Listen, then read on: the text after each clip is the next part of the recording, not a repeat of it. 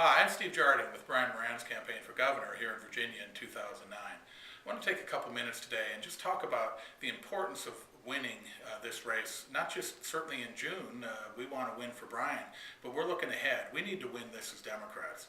And anytime you have a race, a primary race, there's going to be some give and take. There's going to be individuals who go back and forth at each other. We're okay with that, frankly. We want our records on the table. We want the Democrats to look at the candidates and make sure that we get the right one.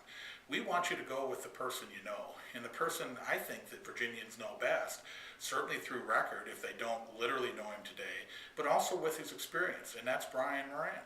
Brian has spent 20 years, 7 as a prosecutor, 13 in the House of Delegates, carrying water in the legislature, fighting toe-to-toe with Bob McDonnell. He's got a record of taking him on repeatedly and very often winning on those battles. We don't win them all in Richmond, but we've won a lot. And Brian's very proud that he carried water for Mark Warner and Tim Kaine on issues that were vitally important to Virginians.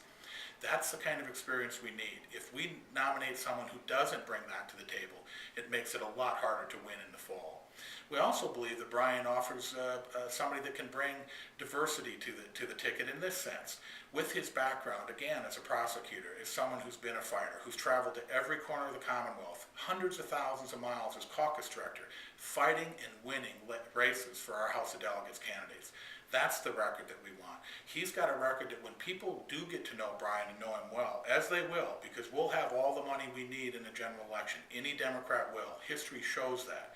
When they get to see him and know him, they're going to like what they see because he is what he projects himself to be. Someone who cares, someone who's got the passion to say, I'm going to make sure that not only do I fight for Virginians, but in tough economic times where insecurity is high, you won't have a better friend in the governor's mansion.